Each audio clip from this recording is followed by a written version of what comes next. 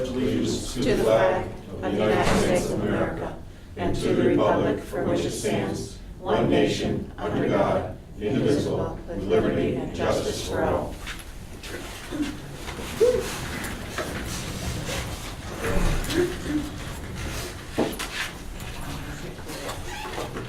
Everyone is here except for Tom. I heard that he wasn't going to come. Yeah, he said I think he didn't go next. Oh, he did? Yeah. He's not coming? Not that. He's not coming. Does everyone have the minutes of December 18th, So we're 16th? 16th? 16. With the exception of Barry, Brick, and Greg. Mine's saying the 16th. Did everyone get the minutes? I don't have the minutes, Mr. Any extra minutes, Mr. Jerry? Mr.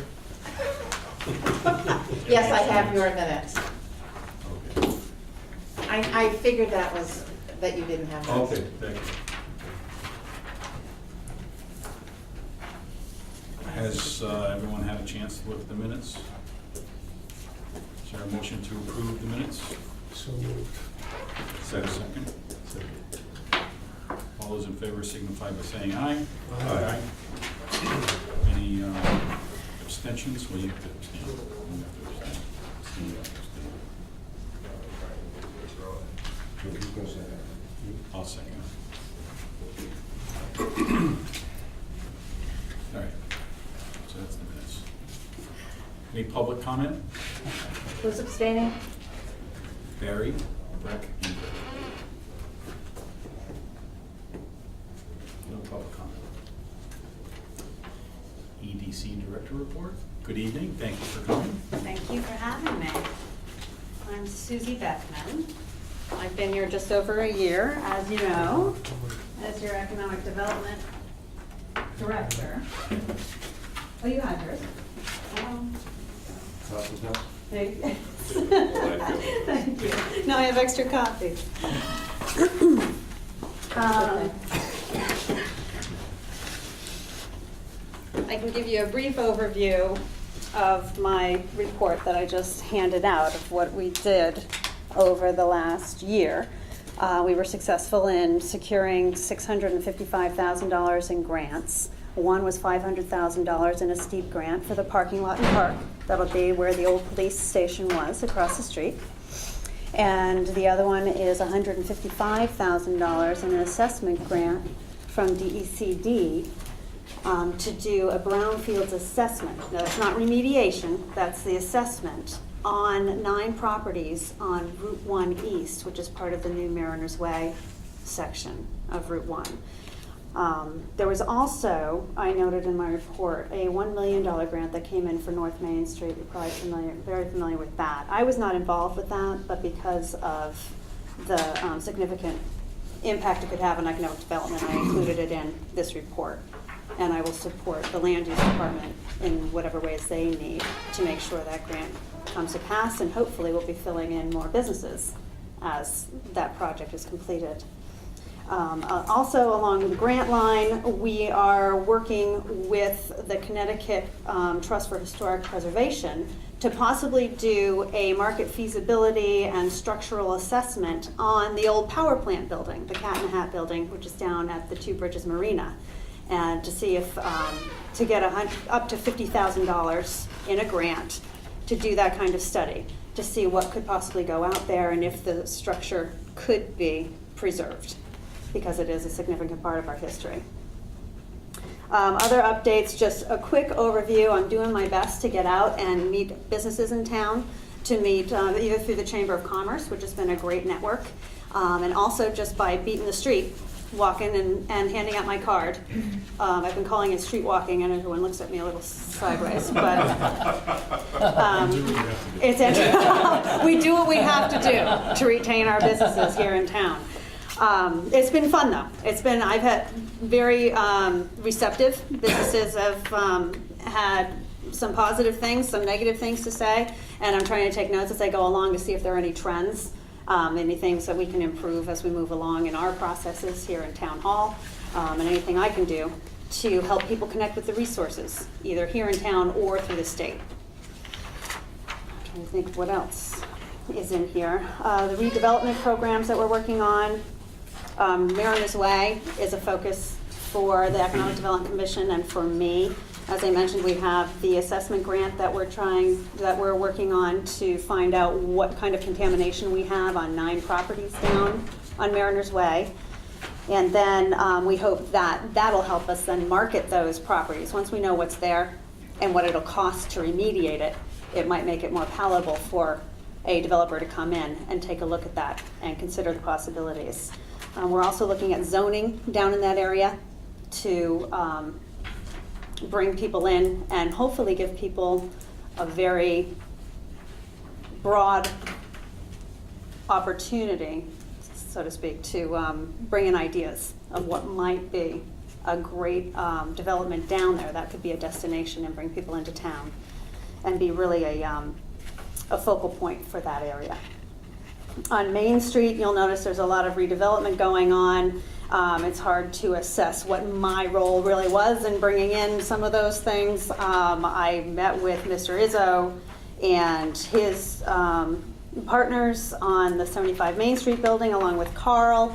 I can't claim to have any real impact on that necessarily or the other development going on, but as I said, I'm going to be meeting people and hopefully we'll do our best to retain the businesses that are coming into that space and other spaces. That's the North Coast. That's the old North Cove building. Do they know what's going in there? No, they have some prospects and they've talked to a few people, but we don't have anything solid yet. And they think as they move along and people get a better concept of what it's going to look like, they'll be able to market it a little more successfully and have people come in and have more interest. It is going to be, right now, it's $32 per square foot, which is pretty pricey, even on Main Street. But everything's negotiable. And they hope to have that building done by April, May of next year and have tenants in there by summer. Is that a triple net? I don't know. What's the going rate on Main Street now? Is it over $20? I think it's around 20. I don't know for sure, and it depends. I mean, there are spaces that are still empty. The one up by Starbucks, and then there's the one that was CarQuest, which is being redone, and we know someone's moving in there. Yeah, the phone company. Yeah, there's going to be some shifting around, I think, on Main Street. But that's a good question. I don't know what the going rate is on Main Street, but I should. So I'll find out tomorrow. Other things that we have going that I've been working on are at a regional level. Getting involved with the Middlesex Chamber of Commerce and the Middlesex Revitalization Commission, which is a commission that has a revolving loan pool, and they lend out to businesses. So it's been good to get to know that group, and I'm actually Carl's representative on that group. So I can bring potential people for potential loans or businesses for potential loans to that organization. And I've also met different economic development directors from the region through that organization, and we're now meeting on a regular basis, sharing information about the different businesses or spaces that are available in town, or even about businesses that can't find space here but might find it someplace else.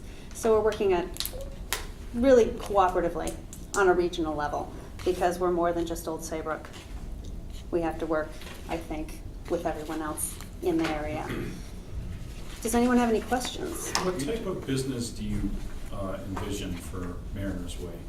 Well, the plan is really looking at recreation. So we have, in talking with Christine and Chris, we've really talked about bringing in destinations. I mean, rope courses were some of the things, those kinds of things that came up. It could be a hotel with some exciting aspect to it, similar to, Cocoa Key, the hotel that has the pool with the slides, so it could be a family destination.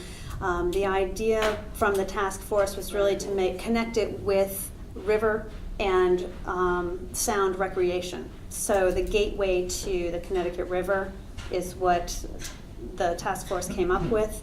So connecting that with some of the businesses that are already there, Ocean Performance, the boat-related businesses, and try to bring in more things that might fall into place and complement those businesses that are there.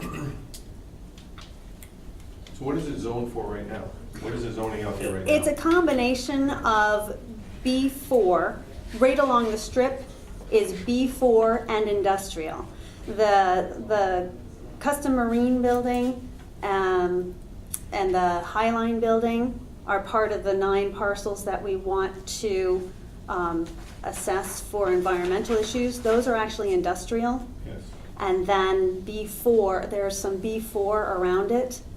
And on the edges, I'm going like this because I'm directing to where we are. You have Pat's Country Kitchen on one end, you've got Ferry Point on the other end. Those are both B3, I believe. And then they have some housing mixed in, so they have some nonconformity issues in those zoning areas. So B4 and B3 mean? B3 allows for different types of businesses than the B4 district. I would have to look it up in the zoning board, or the zoning book to really give you the details on it. But they are different. So it sounds like you'd have to shift zones if you find out who's gonna go in there, right?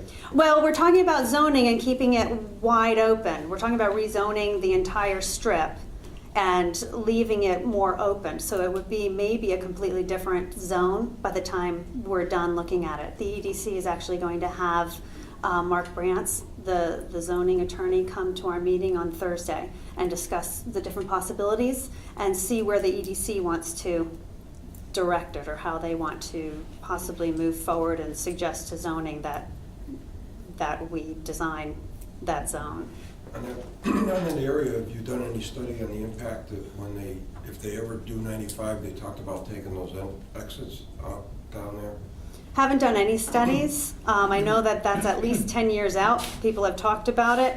But Still 10 years? From what, I think 5 years ago it was 10 years out. I think it's still 10 years out. I'm not sure Department of Transportation is even looking at this area at this point. But via the RIVACROG, the Council of Governments, they said that it's been pushed way into the That's what future. scared all the car dealers out of it, was that when they started talking about that 5 years ago, Well, they were going to leave. they were going to go, that's why they went on Middlesex.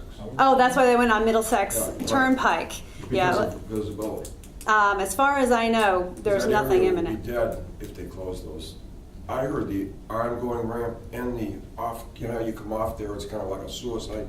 Right. Trip. I heard That one's gonna be closed, and then the Right. one where you get on is gonna be closed, because they're gonna be over here by Pat's.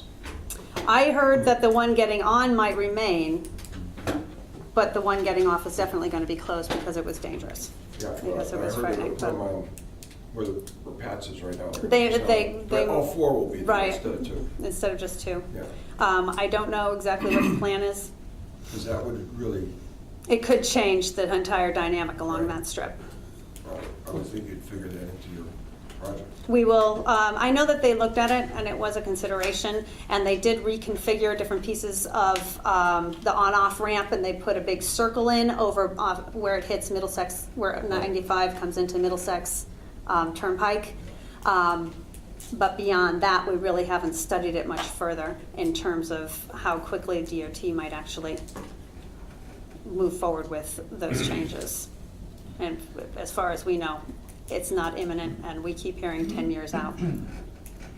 Seeing industrial is not prime land anymore. What are people looking for land for?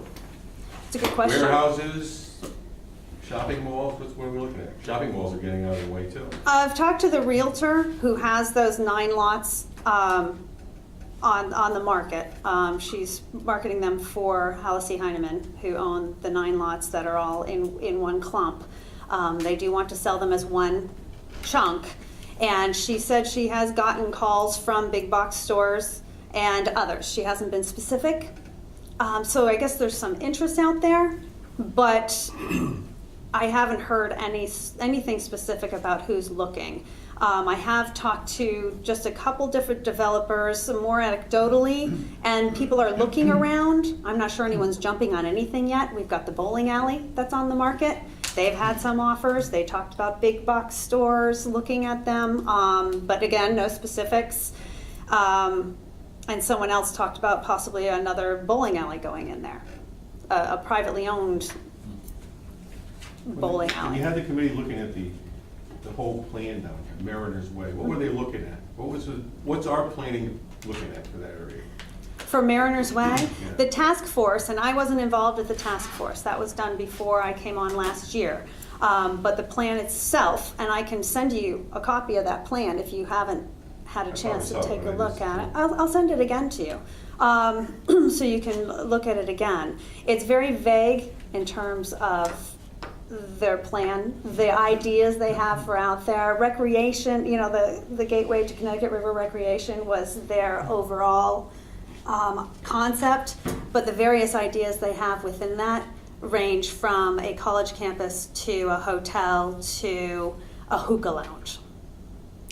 So it's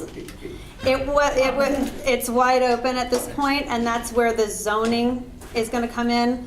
From what I've learned from Chris and Christine, how we structure the zoning will have a big impact on the type of development that could possibly go in there.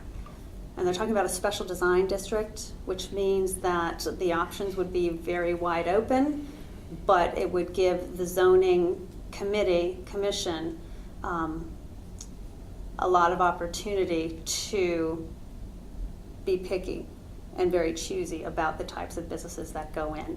So a lot of ideas could come in, but zoning could weed them out and identify the ones that they feel would be best for that area. Now, are you involved with the East Point at all? So you see? No, I haven't really been involved with East Point, except that the EDC reviewed one of the referrals that came through and had a lot of questions regarding East Point. What is East The housing they're talking about. You said train track. The rental units, there were 186 rental units that are going to go in up by the train station. Yep. And transportation-oriented development is a big buzz at the state level. So I know there's a lot of interest in that at the state level. Whether or not there's interest in that down here, I don't know. And whether or not that would bring in, we keep talking about millennials, bringing in younger people and having housing that's affordable for them. But even at affordable rates, a one-bedroom apartment is about $1,200 in this area. That's my mortgage. That's all I can tell you. That's from my perspective. That's it's not inexpensive. What about, has there been any interest in some of the empty buildings that already exist? I've had Around town? some calls from people, and when I'm talking to the different economic development directors, I'm letting them know what's available. I have a list of commercial properties and inventory that's up on the website, and I have had a few calls from people who are looking to come into town. We don't always have something that fits what someone needs, but there was, I can give you an example, someone called who is in town, wants to expand. So I looked through the list, had talked to some realtors and provided some various options, and even some creative options, creating a campus type of thing, putting a couple buildings together in the industrial park that are available. So I'm trying to work with people as they call, or as I hear people might be looking for space. Do you have the available spaces in town by square footage or buildings, or what's the percentage that's open right now? The percentage that open, I am not sure the exact percentage that's open. I actually just talked to a gentleman who is with the River Cog and provides some information to me through CoStar, which has commercial listings. It doesn't have the private listings, but it has commercial listings, and he's going to provide me with some of the rates, what do you call it, the not empty rates, but the vacancy rates, right. So I can get that information, or I will be getting that information, so we'll have a better idea of what those rates are moving forward. And that's part of what I want to do with measuring our success too. I mean, it's hard to, That's good. How do you measure yourself? how do you measure what impact I'm having? You know, how is, am I giving Well, you? if you got 2,000 available now, and it's only 1,000 after you've been here, you're gonna have. And then the question is, did I do anything really? Or is it the economy? Or is it the fact that Old Saybrook is a great place to be? It's probably a number of variables, but I'm going to be, there are a number of measures that I want to put together this year. I had hoped to do it last year, but I was a little overwhelmed learning. I'm still learning, but I hope to put some of those together. Vacancy rates would be one of them, our equalized mill rate, even the number of calls I get. I'm going to try to start keeping a log of how many calls I get, how many people I'm talking to. You're not gonna hire any extra staff, right? We have a clerk, but no, I'm it. At 25 hours a week, I'm it. I have been using, though, a high school intern, There you go. and she's been great. Good. So I talked to the internship coordinator, and I want to have more interns. I'm actually going, I want to formalize it a little bit more, have job descriptions. I'm going to be picky about the students I get because I need someone who's going to be very independent and self-motivated. The current one happens to be great in that aspect, and I'd like to use them for more digital marketing. That's what the kids are good at. It's not where I am at the moment because I'm just coming back into the workforce, it feels like, and learning all about this with my 14-year-old. So they have great skills in that area. But I'd like to use them even for like photojournalism. Have them photograph Old Saybrook throughout the seasons so that we can use it in our marketing materials, so that we can use it on Pinterest, so we can use it on a regular newsletter that I want to put together. Have them do marketing things, digital marketing. Get them on Constant Contact so that we have a regular newsletter going out. I would guide what's happening, but I'd like to use them and give them some substantive experience. Good. You work at your town hall? Yeah, I'm right across the hall, actually. I work with Steve Mangello Okay. in that office. I've got the cubby way in the corner. You won't see me if you come in. You got to go way over Okay. to the window. Can you come back and share with us your measurements for success? I would be happy to. It might take me a year to get them all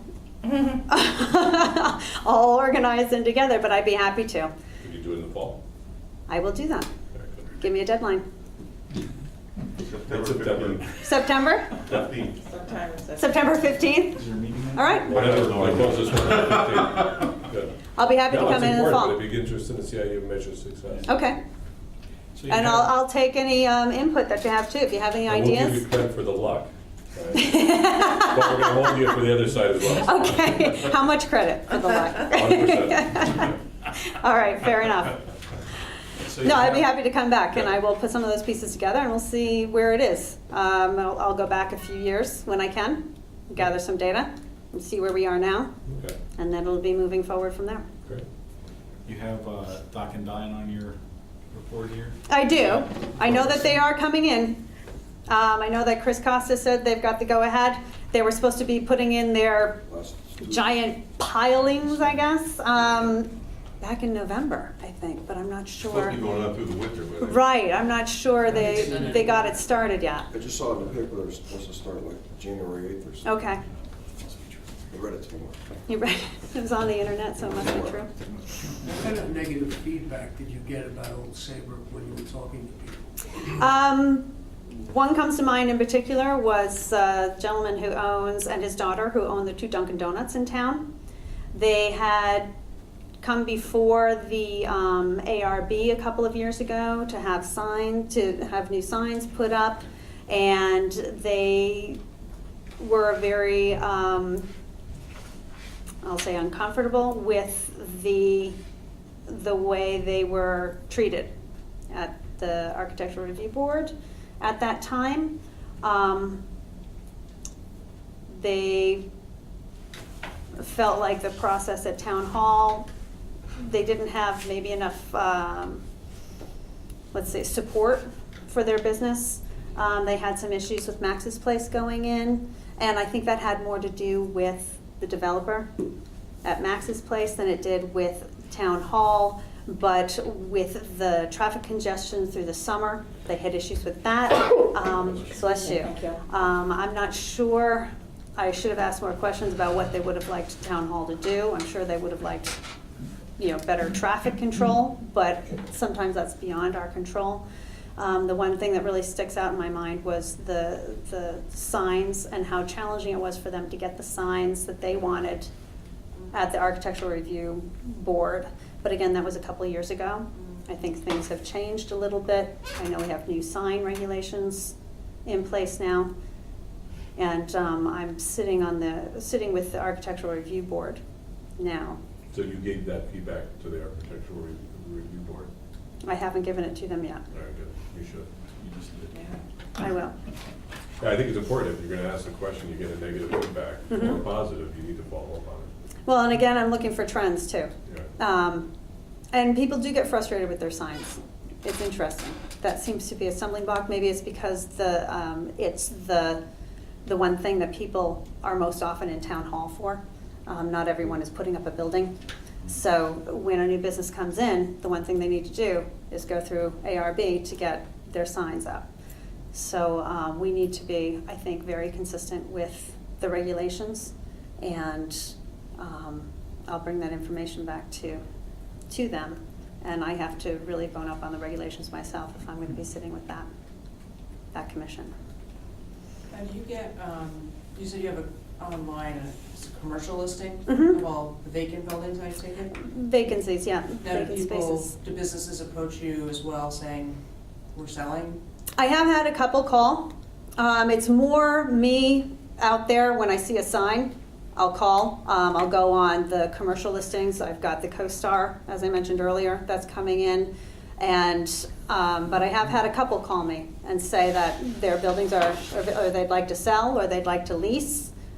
You know, they wanted me to know about it, just in case someone called and had an interest in that type of Can you put space. that online as well? Absolutely. Yep. I'll ask them. I'll ask permission. I called Vanderbrook's last week, or the phone number at Vanderbrook's last week. He said he was talking to someone on Sunday, but to give him a call this week, and if he didn't have a lease signed, he'd have me go ahead and put that one up on the commercial listing as well. The building past Liberty Bank at the right down, they just renovated it. Yes. What's going on there? The old CarQuest. I don't know if there's actually an application, a permit in. I think there is. AT&T, Yeah, I just heard him say it, yeah. but that's who is going in there. Right. So when you're out and about, are you like just stopping into all these different places? So the Dunkin' Donuts, is that because you stopped there? Or because they- No, they actually contacted me. Because they knew I was new. And they came in November. It may have been November when they came in, and we talked for quite a while. So when you're out and stopping into these places, is there any other feedback that you've gotten, or is everybody pretty content? Along Main Street, I stopped at a couple of places before the Torchlight Parade, so I got a lot of feedback on parking.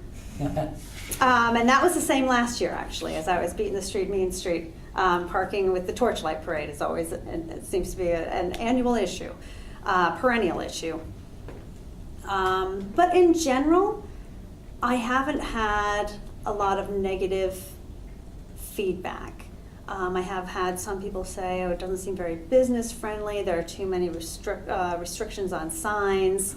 But on the other hand, you know, I also talk about the fact that that helps keep the town looking the way it looks. It keeps the quality of the small town atmosphere. What about the restaurants? You know what, I haven't been to too many restaurants. I've heard there's some complaints about the watchdogs. Oh, So a lot of people don't want you mean on Main Street with their police. their signs on the outside? Well, no, just the, you know, a lot of people, they're finding that the patrons have been decreasing because of the police force. Oh, really? Pulling them over afterwards? I know Redhead's been complaining about it. Really? Well, wait till we get on Main Street. Wait till we get on Lynn Street, it'll even better. That's interesting. I haven't It'd be heard interesting that. if you talk to the Wait till we restaurants. get on Lynn Okay. Street. We're way on the other side. Yeah, of town. I haven't talked to them specifically. I talked to Penny Lane, but didn't get any of that feedback. But I'll actually ask. I won't ask directly, but I'll kind of beat around and see. I'll Do you check. get a lot of calls, people calling you in the office, and you have to go out and meet in bushes all the time? or do you No, get I get people calling the office. Yeah, and actually it's been more, well, I've been here a year. You know, when I was here last November, I wasn't getting a lot of calls. January, February, not a lot of calls, but this year there seems to be a lot more interest. And I'm just thinking it has to do with the economy picking up a little bit. And people just, Maybe it's just you. it's just me. No, I'd like to say it is, but we'll toss that up to luck again, right? My 1%? Get 100% credit. Do it. He holds it the other way too. Right, it goes both ways. But, yeah, so it feels like there's more interest out there. It feels like there's more going on. There isn't a lot of money being thrown around, but there's a lot more talk, I think. And it's better than nothing. Looks like you're enjoying it, so that's good. I'm loving what I'm doing. And anytime you have thoughts, please email me, give me a call if you have questions about anything. I very willingly take feedback and suggestions. What's the contribution rate of the commercial and industrial portion of the town now? It's averaged between 10 and 11%. Is it still there? Yeah. Last And is time it I the looked, same? it was actually like 18, 19, 20. 80% was residential. Or are you talking just commercial, industrial versus Yeah. retail? That I don't know the breakdown. Is it the same all along the sound of the shoreline? I don't know, but I can look at that. That would That's be one of the interesting to look at. criteria in it. Right, one of my measures. Yeah. When I was looking at that, I was thinking more in terms of the residential versus commercial, but I can also break it down. Hopefully, maybe I can break it down to retail. That could be a research project for an intern, maybe. Right?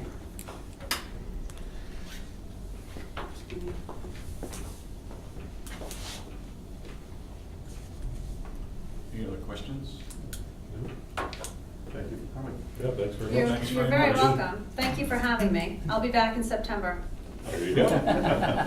See you in September. Yeah, well, hopefully you'll call with some ideas or thoughts, or if you hear feedback from businesses, I'd like to know that too, because then I can bring it back here to Town Hall. Is anything going in with Pat's? Possibly. No permits or anything, and I'm not at liberty, I don't think, to say anything at this point. But there has been some interest. There Well, was, Wendy, you can tell us. what's that? Is it I can't. the fast food place we've all heard about? That was one possibility, but there was another one. Okay. Good. Has Shoreline sold yet? Fitness? Shoreline Fitness? I didn't know that one was for sale. The business is for sale? That's the one at the train station, or? No. No, that's one I Whatever bought. you- Right here on Main Street. The old, Oh, I didn't know that business was for sale. Do they have I don't know if it's like, Let's say public knowledge. it's public now. Oh, okay. Well, no, I can keep, I won't. everyone in town knows. Turn around. Know I that. see that camera. Turn around. Okay, that one I didn't, oh, right. Oh, they've got my Yeah, backside. there you go. Yeah, we can hear you really clear. Yeah, that one I didn't know about. And there are some others in town that aren't necessarily listed with commercial brokers, but they are available. And those aren't necessarily on, one in particular is not on my commercial inventory, but it's one I know of, so when I'm talking to different realtors, I'll let them know if they have someone who might potentially be interested. And I have had some realtors, I've mentioned Mariners Way, as I've been talking to people, the person who's listing the bowling alley, the lineman who has, Penny Parker, who has the Halsey Heineman property on Mariners Way. They are interested in space in town. Anecdotally, I've had a couple people say that Saybrook is now on their radar screen because they're aware of some of the properties here. But again, no one's moving quite yet. Yep. So we'll see what happens. I'll keep following up with those that I've talked to. Great. Thanks very much. Thank you.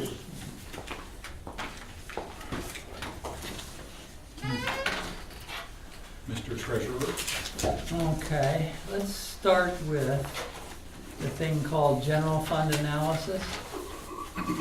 That's just the cover sheet for the treasurer's report.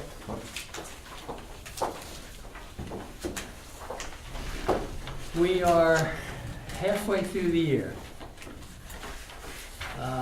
You look at the expenditures, the general government and the Board of Ed, as far as cash is concerned, are right where they belong.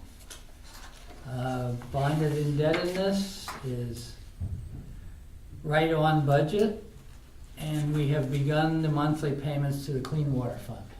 We're now making those, both a payment on the general obligation bond from the general fund and one from the assessment fund. Taxes continue to come in well. Right, it shows that it's on the monthly report that the numbers, the percentages are less than last year, but not included in the treasurer's report because they weren't deposited until January the 2nd, were $1,360,000 in current taxes and almost $3,000 in back taxes that were received before the end of December. On the state of Connecticut, the percentage looks low, but the fact is that we're right on what we expected.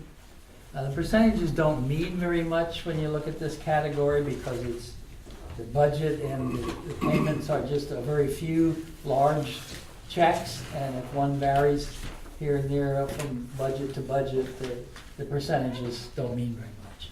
And that's the case. If you recall last year, the municipal sharing account we all of a sudden got $60,000 in December and didn't know it was coming. And that sort of thing happens with state of Connecticut payments. But right now, they're right what we expected.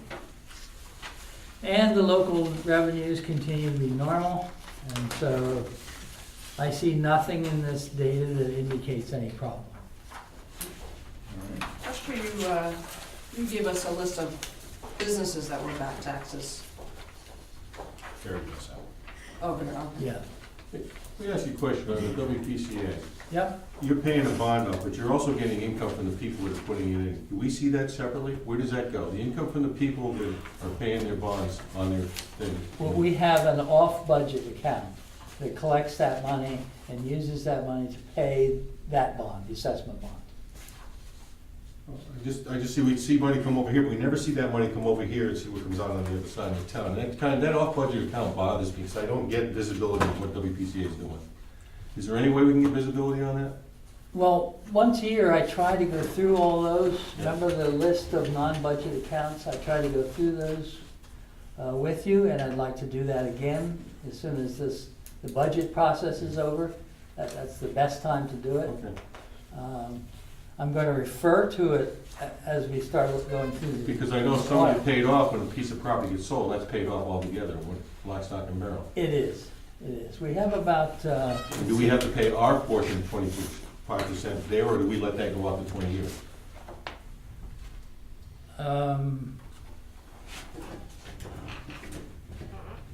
I sell my property. I don't know the answer to that specifically.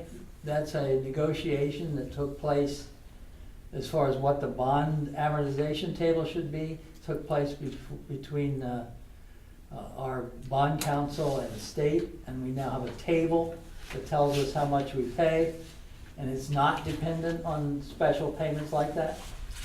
So I'm just curious, because I know anybody that sells a piece of property, part of the sale has got to be paid off. well, that's correct. Yeah, you have to pay the hard But the cost. 25% that we have, on that piece of property, does that go out 20 years? The question, do we have to pay it off at the same time?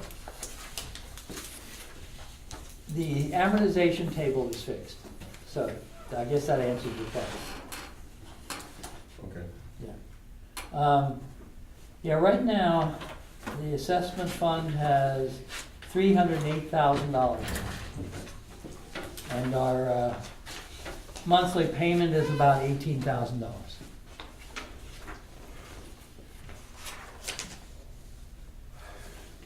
The police department, they're over 105,000 for the first 6 months. Police, Yeah. Can you tell us where they're over? police. Because if they're over 105 now, that would be 210 at the end of the year.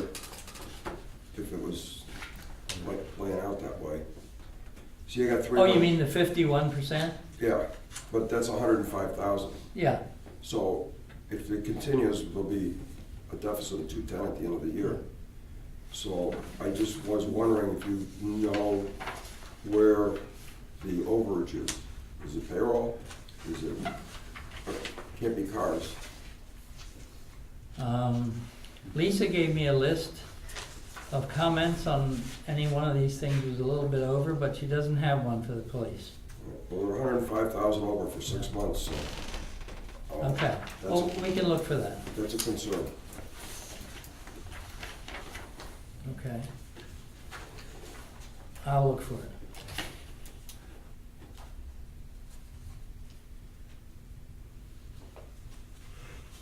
I guess what I should say is if there's any of these accounts that are over on payroll, they should be notified that they need to make adjustments by the end of the year. And we can't continue to have 8 different departments over budget. You know, the library last year was over, I believe it was 20%. This year they're doing well, they're under 5, or they're 5% below the halfway point, but I don't think anybody wants to see the surprises we had last year. I agree, yeah. Well, I think Lisa is aware of that, you know, she's the one that's following the expenditure side. And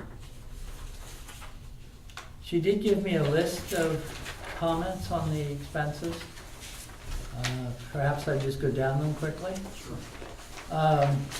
Catherine Hepburn is above 50% because of maintenance costs.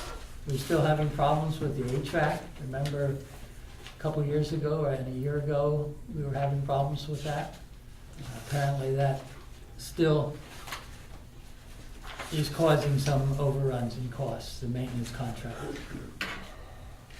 The registrars are at 63% because election day has already taken place. Board of Finance is high because you had to pay for the audit in the first half of the year.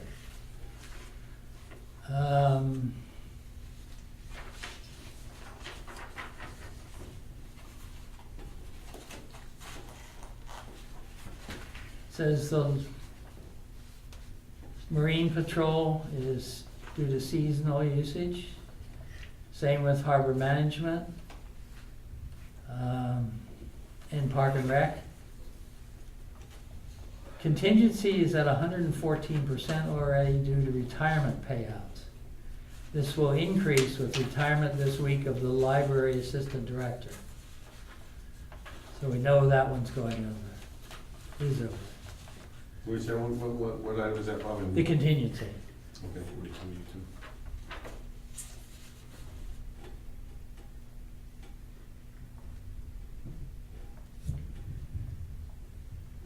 Insurance, she says, is high because we've made more than half the payments prior to December 31st. She does not say that we're expecting insurance to go over for the whole year. Payments to political subdivisions, these are all paid early in the fiscal year. And the 100% for canine subsidy and capital outlay, those are transfers that are made to non-budget accounts right up in front every fiscal year. If you have any other questions you'd like me to research, I will take it down. But as you say on your cover sheet, you don't see anything that's an issue. I know. Okay. When you pay the 25,000 in subsidy account first part of the year, Yep, who keeps track of where it goes after that? I do. So how much did they use of that already? That in the operating account? How much of that 25,000 did you just pull out of the canine account and spent?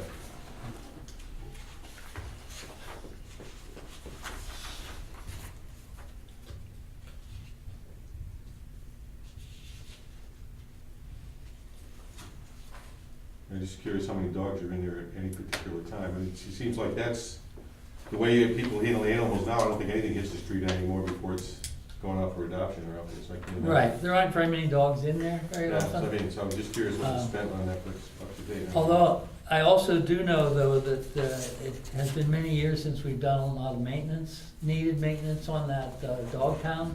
And so I know they've spent some of that money. I can't answer specifically. And the reason I can't is because 20,000 isn't the amount that we generally spend per year. We generally spend about twice that much.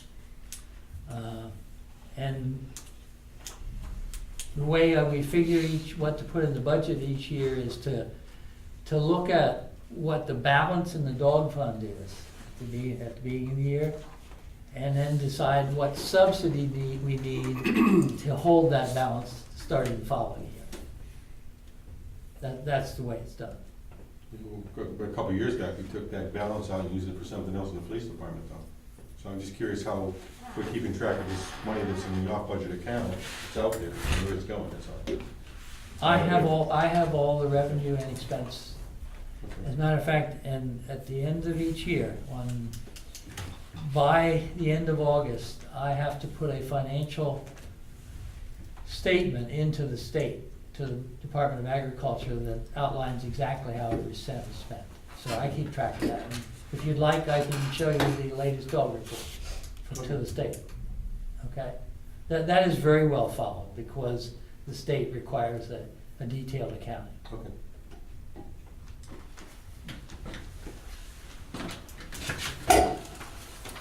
Any other questions for Bob on this report? All right. Thank you for the cover sheet, Bob. Okay. All right, the audit. Let's start with the thin one. The thin one is called the federal single audit and the state single audit.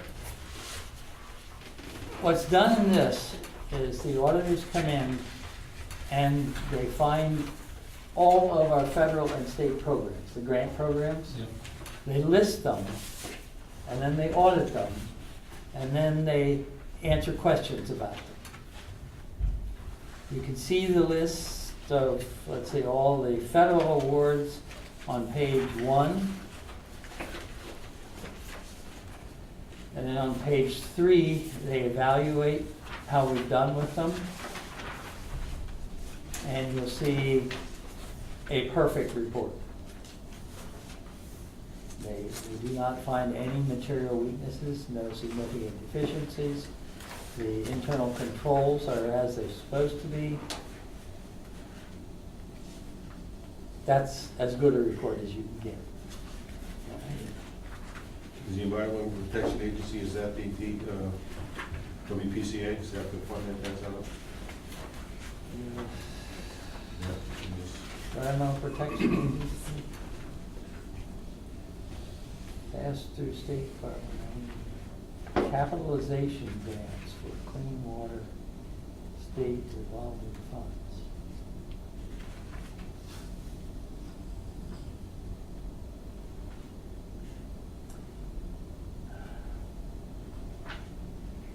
Actually, I think that one, 419,000 is probably the harbor management program.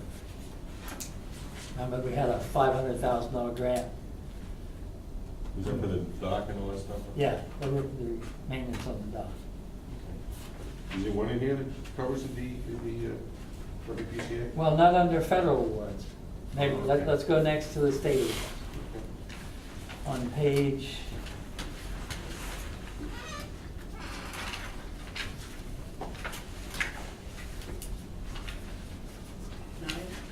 Page 9 is the listing of all the state awards.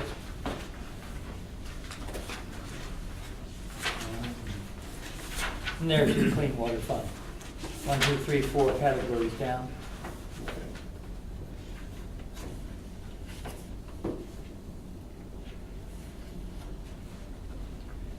And the report card on page 11 is also perfect.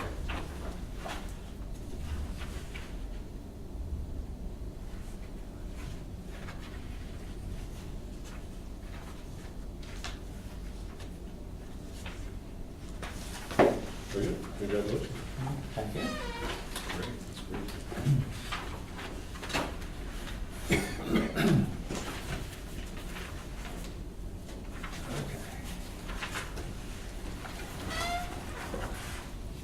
financial report. Let's start on page 5. I gave you a little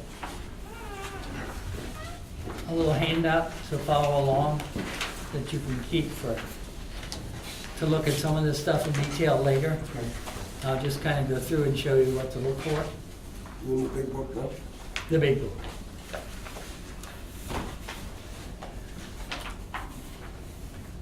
On page 5 is the summary, so-called financial highlights. The first item they talk about is the net position.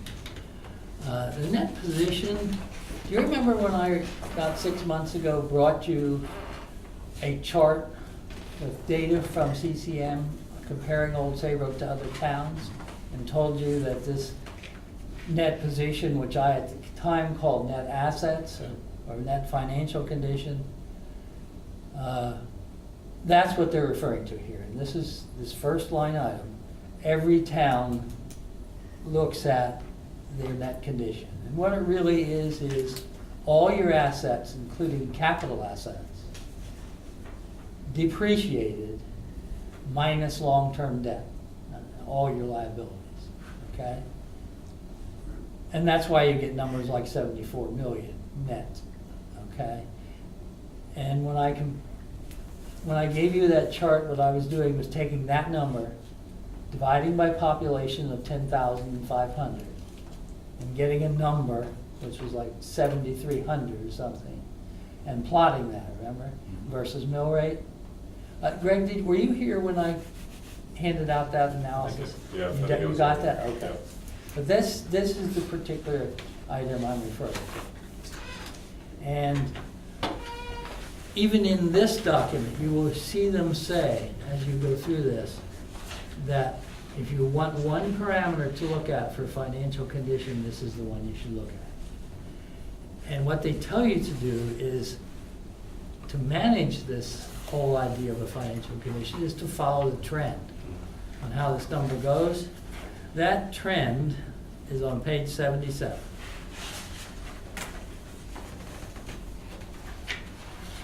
Okay? Changes in net position over the last 10 years. You can see at the bottom, each year how much it increased or decreased as we move along.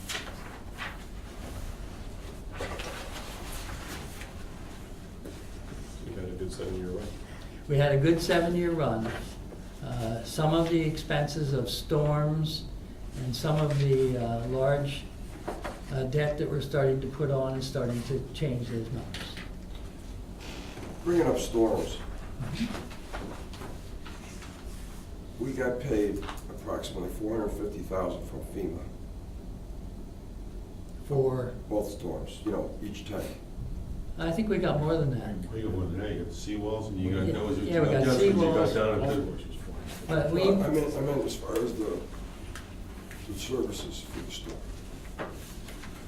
I'm not counting the golf course or the seawalls or anything. oh, okay. Just Right. when the storm, when it was filed for the storm, I believe we got around $450,000. What did the town of Old Saybrook pay?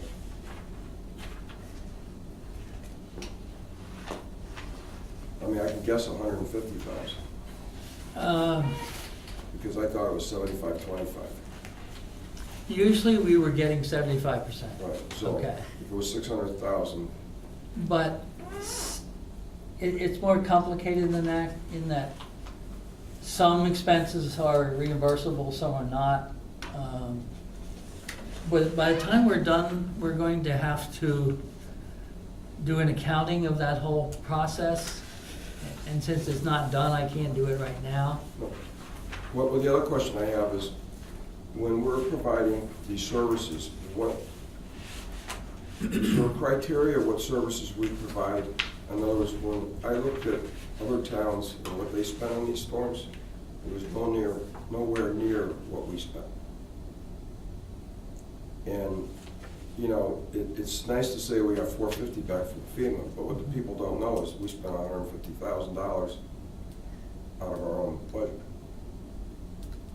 And then where's the guidelines as far as services that are provided? I mean, is it mandatory that we provide showers? Is it mandatory we provide cell phone charging? I mean, these are the questions that I think that going forward that the committee should know exactly what they're gonna, what the guidelines are. Because I think, you know, when I talk to other towns, they didn't spend the money, they didn't also provide the services, I understand that, but where do you draw the line?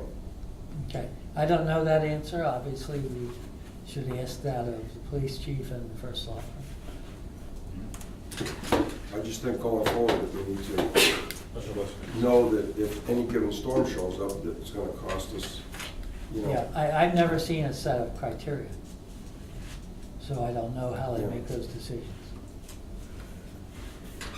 I mean, I didn't know if, are these emergency management people from different various towns, are they being told what should be provided, or are they doing it what they want? You I don't know.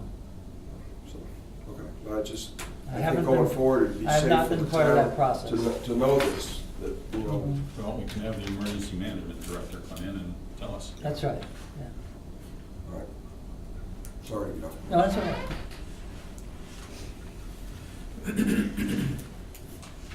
Okay, now, that net position, as I tried to say, includes every dollar that we spend and every asset that we have and every liability that we owe. And that's why it's a useful thing to look at for financial condition. But that's not generally what's in the financial statements here. The financial statements do not include the capital assets, and they don't include the long-term debt, okay? So as we go along here further, when I point you to the balance sheet and so forth, these will be just the sums of the various funds that I give you when I give you this list of all the different fund numbers. Okay? Remember, the general fund was up here, and all the different funds, when added together, is what you see in the financial statements. Okay? And that's why, attached to this sheet on the front here, I gave you 2 more sheets.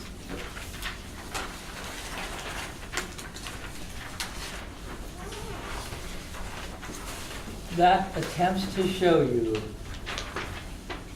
the relationship between the fund numbers, which you have on one of those lists I gave you, and this audit report. In other words, if you were, just for example, you go to, let's see,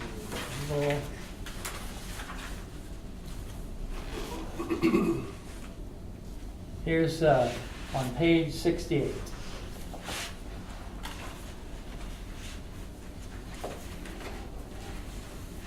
Here's the balance sheet for some of our special off-budget funds.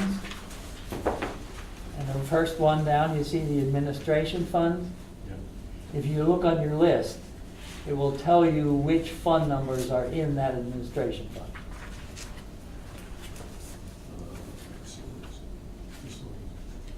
Is it page 68? 68, Got it. okay? Check page. About halfway down. Yeah. So you'll be able to translate from Okay, good. fund numbers to the financial statements.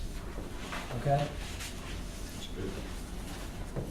All right, now, other things to look at, page 15.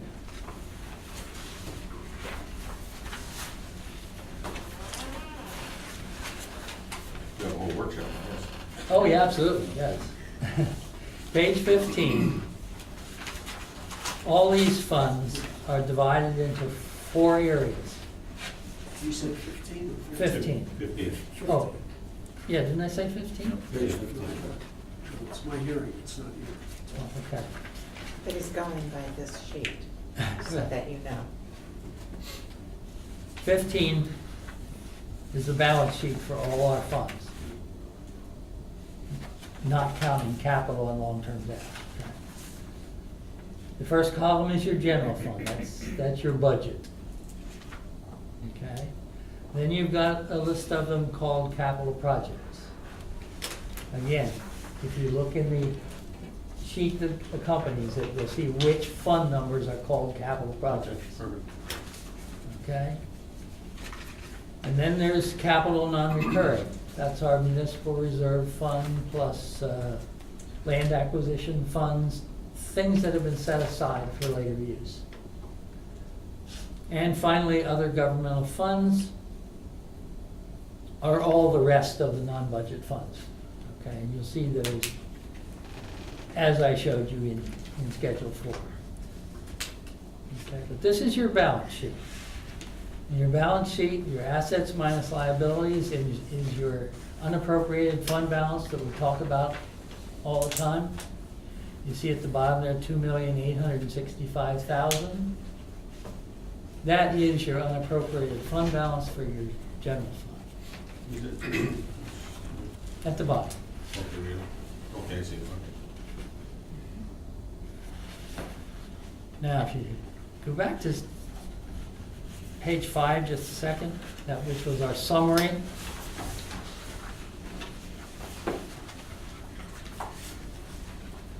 The fourth bullet point is one of the things we talk about all the time, is what is the unappropriated fund balance? What's left over after you've done year after year of the budget process?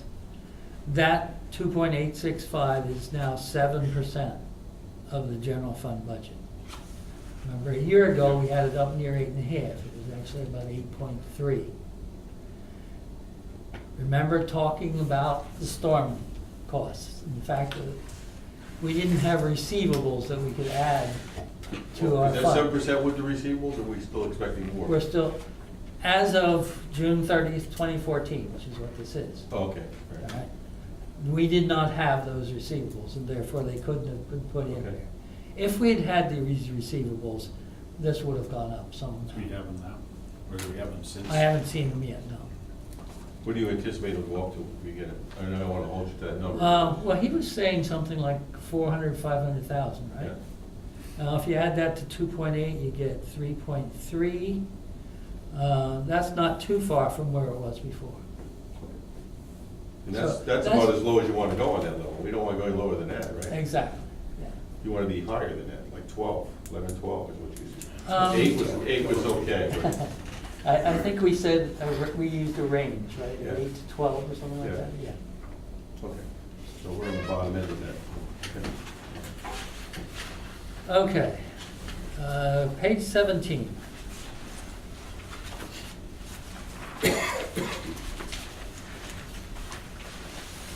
Page 17 is your income statement. Your revenues versus your expenses.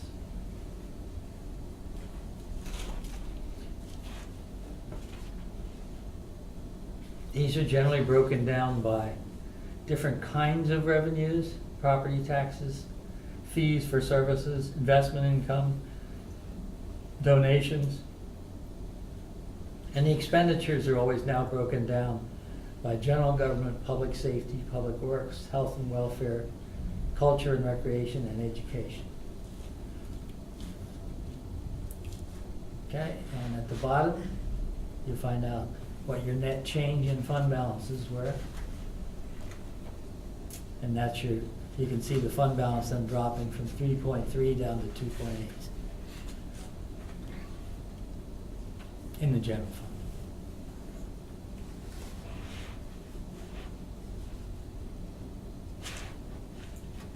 So what caused that 500,000?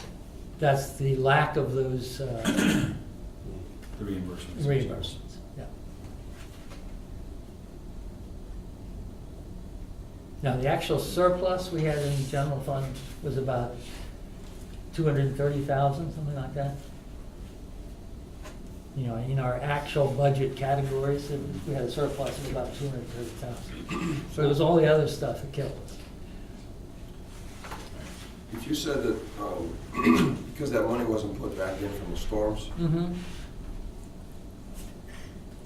where does it show in here the money that was spent, that it was our money for the storms? In other words, today, say if the money was back from the storms, and we spent another dollar amount, which I'm guessing 300,000, so that figure would have been like 3.676 or something like that. So it would have been higher than 2013. I'm missing your point. Okay, Where did you get 300,000?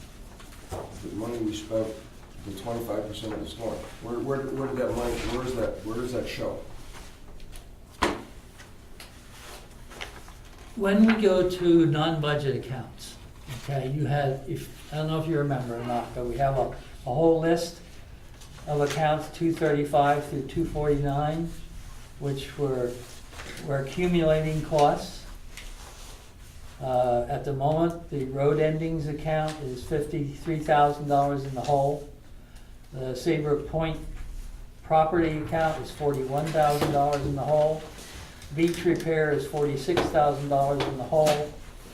The blizzard, even of 2013, February 9th blizzard, is still $21,000 in the hole.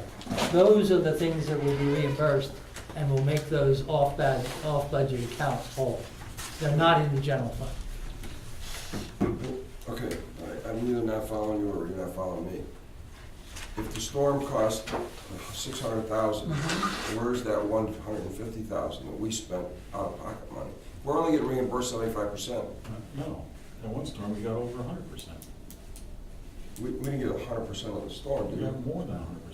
Well, slightly more, but. Okay, when you It's need different money, than 75. when you've got storm, and you need to repair something, Yeah. you need money. Yeah, Where does it come from? The fund balance, right? right, no, but what I'm saying is like, for instance, the golf course, they paid 75% of that to be rebuilt. Yeah.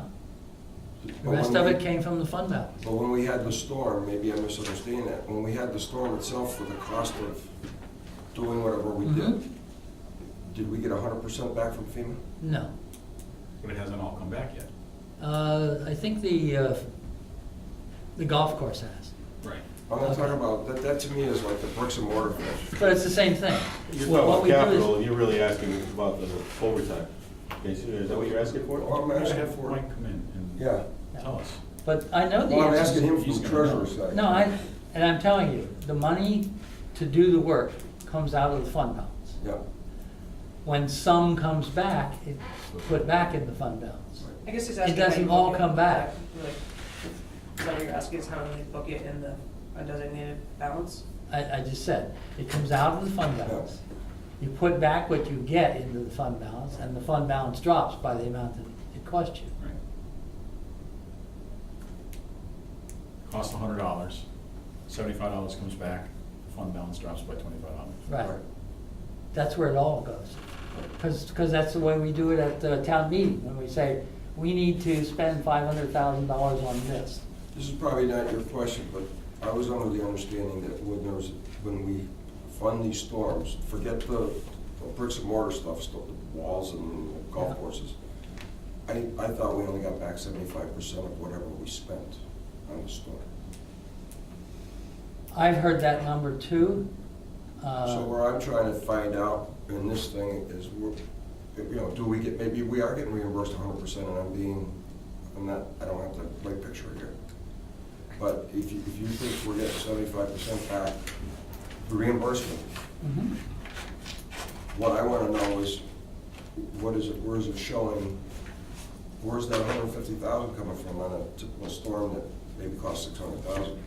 I guess, I'll stop right now. No, but it's- We'll get into the if- accounting. If where we've completed the transaction and can decide how much it cost us, is generally out of the fund balance. That's where it shows. I understand that. In other places, we accumulate costs in off-budget accounts.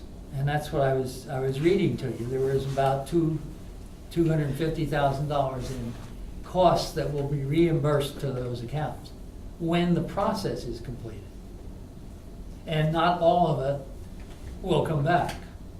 The stuff that doesn't come back, we'll have to cover at a town meeting out of the fund balance.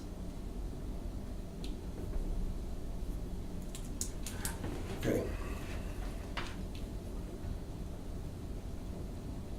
I have a question on Okay. here. How come the expenditures don't match up to the budget totals? Like Board of Ed is 26 million on, or 27 million here? What page you on? I'm on page 15, 17, 17. It's probably on the income statement. probably reimbursement. Probably reimbursement, but it's an expenditure. Right. Oh, education? Yeah. That would be like the special ed. So it's 26 million, the budget's 24 million, right? 27 out here, it's the All total right, thing is again. 27. The 27. budgets are all in the first column. Okay, Okay. but still, the budget wasn't $26 million for the Board of Ed. This is last year. This is June 30, 2014. Why would that be higher?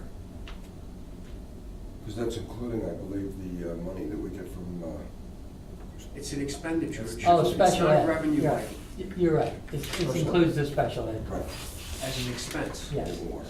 And it's in the revenue, it's in both places. Too much alcohol.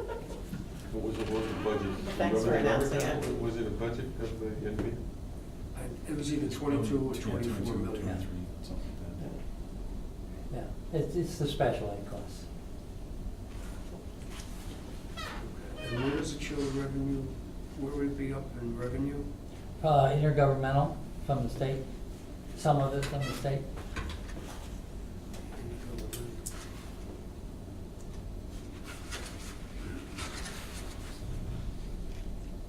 So it's over $4 million. Well, that intergovernmental includes other things. No, I mean the expense on the special ed.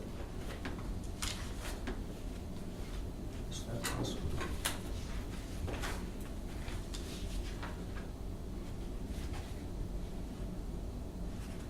Like the Board of Ed was 23.5. And this is 26.2 total So expense. 26 Is to it almost. total expense 27 when you go over the other side, because you got another million in from other governmental funds? Is debt service included No, in that? no, those other governmental funds are the grants that the Board of Ed has. I would think the grants would reduce what you spent, not increase what you spent. No, the other governmental funds, Yeah. you've got the revenues and the expenses for the grants. So it's 2.7 in special ed. So on the grant side, a lot of the intergovernmental funds that you Yep. see are for Board of Ed grants. And down below, you see expenses for Board of Ed grants.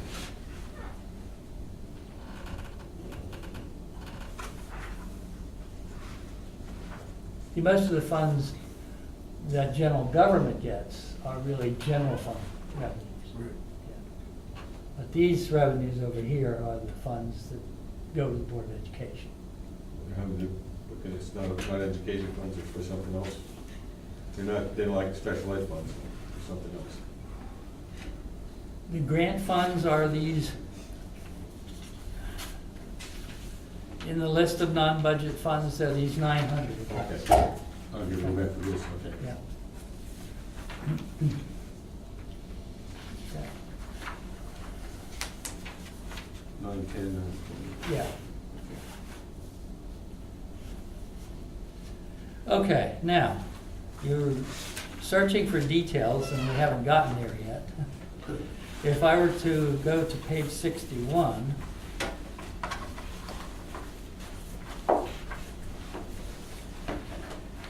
page 61 is your revenues for the general fund,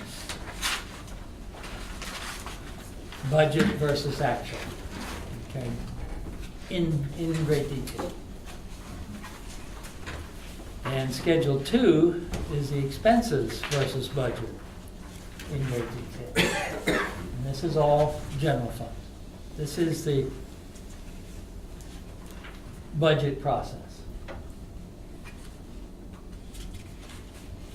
Pages 61 through 63, or 60, yeah, 3. So you can look for details to your heart's desire.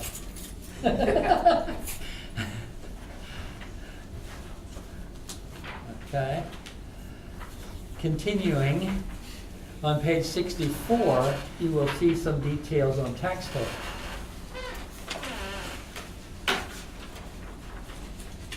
What's been collected, how much has been collected, how much is not collected, how much is left to collect.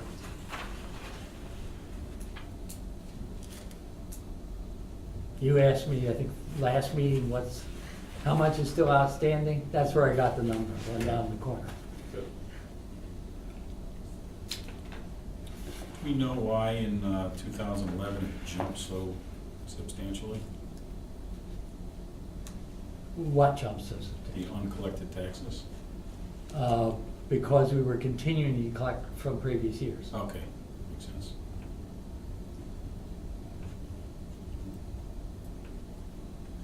We only keep 15 years worth. Once 15 years is gone, they're dropped from receivables.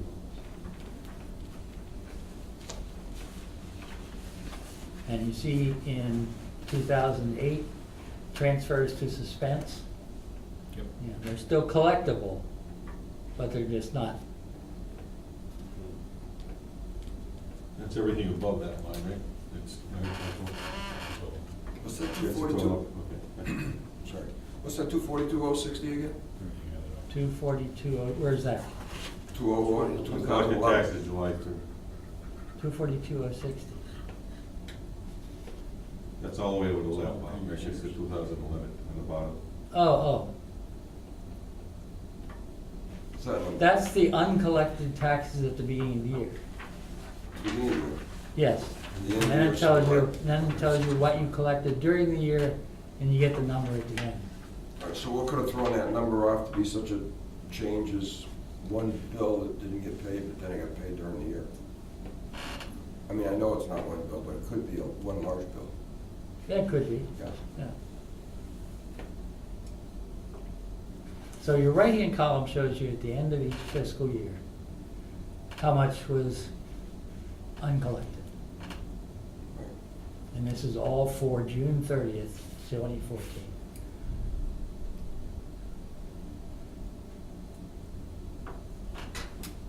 So for 2012, at the end of the year, there was owed 347,000? No.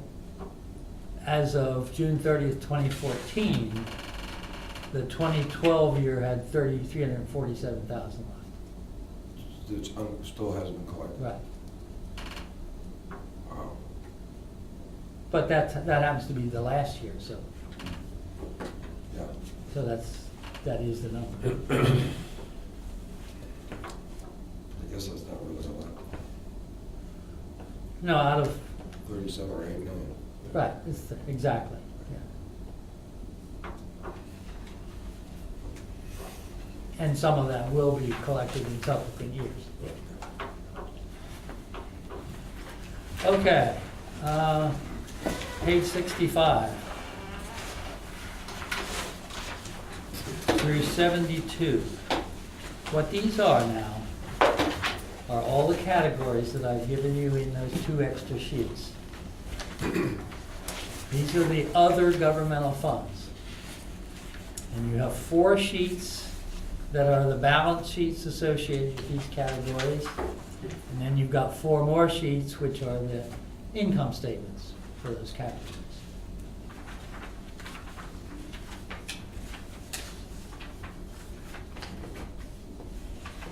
You have 4 pages worth of categories, and the particular funds that are in those categories are what I gave you in the list. You have 4 pages of balance sheets and 4 pages of income statements.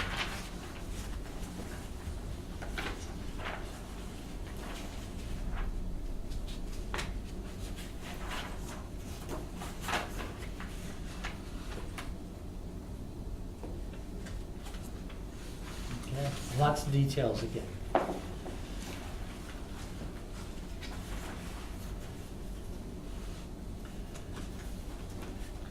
And finally, I find interesting reading pages 23 through 54, are the notes to the financial statements. All the details that are ifs, ands, or buts.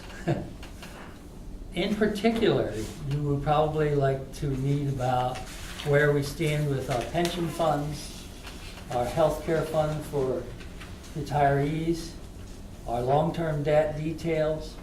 All those kinds of things are in the notes to the financial statements. So by the time you're done reading it, you will know everything that you ever wanted to know. Is there gonna be a I test? might, I don't know if I'll understand everything, I'll be able to read it. Thanks very much. Any questions for Bob on this before you read it all? Any questions after you read it? Right. And I do think that we should go through the list of funds and what each one is there for, and how come it's the value it is, and amount of cash it's holding. We should do that again after the budget process.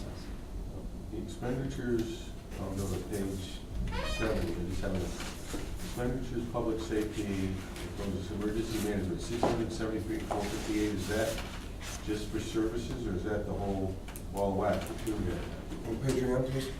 No, page 70, probably, is that the number you were looking at? Total expenditures for public safety was, under emergency management, was 673,458. Is that the seawall and all the stuff? I would think that's all of it, yeah. During this fiscal year. Yeah. That doesn't mean it's all of it that we spent over the last 3 fiscal years. And police outside services was 209,52. So all that road work and everything else? Yep, What page is that on? Page 70. Where's the, in other words, it was, expenditures was 209,000 for outside police services. Where's the receivables on that? Up above it, revenues, Okay. 290. charges for services.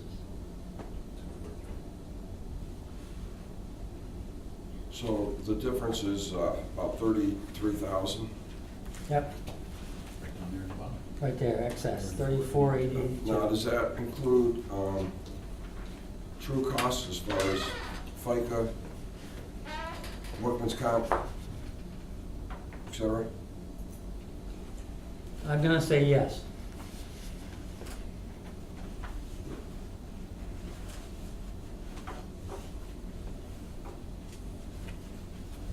What about the revenue for the vehicles? Isn't that in the general fund? For the police cars, that's what Yeah, it would be? isn't that in the general fund? I don't know. Well, isn't that your budget? No, in other words, the use of the vehicle for on-site construction. That goes out. That's part of the outside services. Oh, I see what you mean.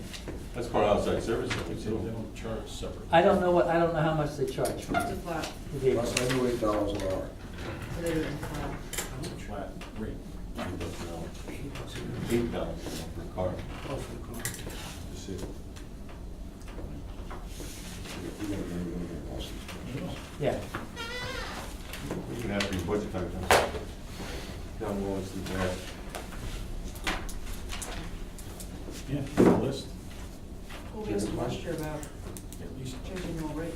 Huh? And we talked to him last year about changing the mill rate. Yeah. We looked up because he wasn't doing, he did it all the steps of getting on to officer. So we'll ask those questions when he's here. Yeah, he'll be here. Any other questions for Bob? Not right now, Bubba. Oh, God.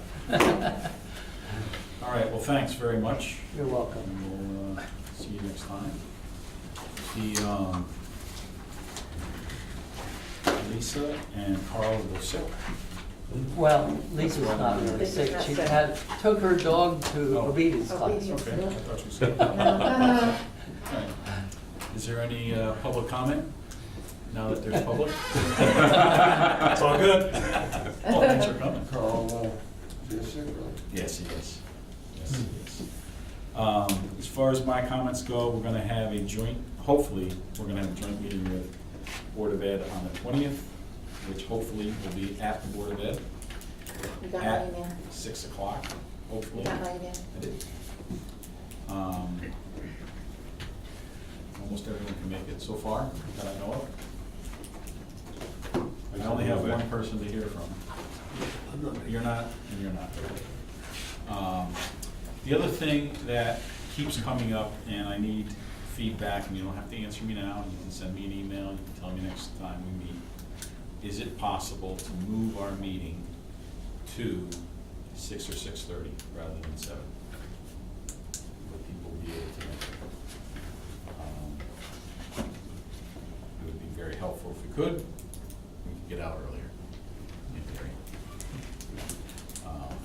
And then lastly, if you are a liaison with any department, especially during the budget cycle, if you can make the best effort to attend their meetings and then report back, I think it would be very helpful and shorten our, perhaps. We're shorten not our hearing- budget cycle.